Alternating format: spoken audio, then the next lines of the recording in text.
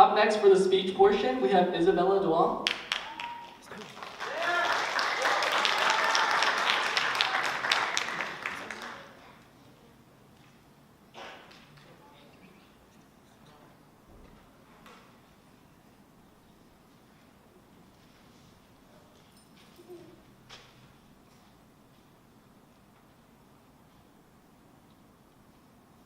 Hi, hello. My name is Isabella Duong, and my prompt is about finding a concern that's been relevant in our community and society to this day. And to start off, I'll actually be taking a step back in time first. The Vietnam War caused a significant amount of Vietnamese civilians to have no choice other than to immigrate to the United States. When they arrived, their lives took an unimaginable turn as they faced hardships such as discrimination, harsh communities, but most importantly, the broken language barrier between the two races. And each and every single person had to power through their own challenges. As adults had to find a new job and find money in order to support themselves and their families. And as children, had to transfer to new schools in order to communicate with others, learning a new language, and continue their educational lives. Through these events, stereotypes were created of how Asians, they're the best at everything, right? They have to get A pluses, right? They have to pass every single test with flying colors no matter what happens, right? American students came up with these stereotypes as they took in how much effort foreigners had to put in order to continue with their lives. But little as they know, as they continued on with their lives, getting their grades, their tests, their scores, they did not realize their impact of their stereotypes upon our society.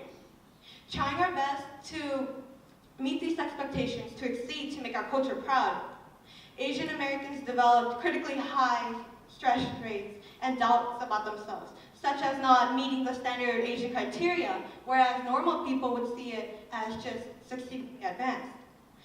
As a second generation, as I go on with my life, I do realize a concerning matter in our society about how we have actually fallen prey to stereotypes.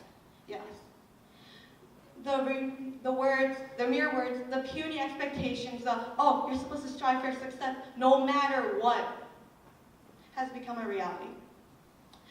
Before I was born, there was the first generation of my parents and the immigrants that moved to the United States to start a new life in a foreign land. As they succeeded, they overcame their hardships. And yes, I'm thankful for that.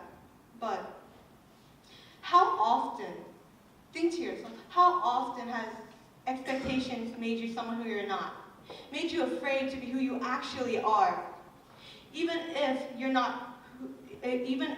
not fall into that category, you still try to figure out how am I supposed to fit in? What's going to happen if I don't? Of being a disappointment, the fear of being a disappointment. We have actually fallen prey and forgotten about the most important things, ourselves. It's okay to realize that our parents, they have another way to show affection and love and support through action. And I would like to think of my parents as stuck in time. They still think that things are the way they used to before I was born. And that's completely okay if they refuse to see my perspective. But what is not okay is how we let words define who we are, who we're supposed to be, and how proud we are of ourselves. We cannot control their presence, of whether they stay with us or they disappear. But one certain thing that I know that we can control is our reactions to it. You see, instead of letting words break us down into millions of pieces unable to be picked up, instead of words making us ashamed of ourselves, too afraid to stand up, we should actually embrace them and do the complete opposite of ignoring stereotypes, but to embrace them and think of the positive side. For example, if you're to say, oh, you're Asian, you must have good grades, perfect grades. Well, due to the fact that I do have perfect grades and good grades, it's certain that I don't get the grades I do because of my race. No, if you're saying that, then you're just supporting the fact of how hardworking and determined I am in order to get good grades. at the end of the day, it's us that matters, not the expectations that we're supposed to be in or the molds that we're supposed to be formed. We cannot let it affect our pride of ourselves and in our culture. But rather than falling down to stereotypes, we should step above it and embrace it and take advantage of it as one individual, as two, as a pair, as a group, as a community, as one. And we should be proud of who we are rather than being ashamed of it. And we should be proud of ourselves and being a part of such a community, the Asian American community. Thank you.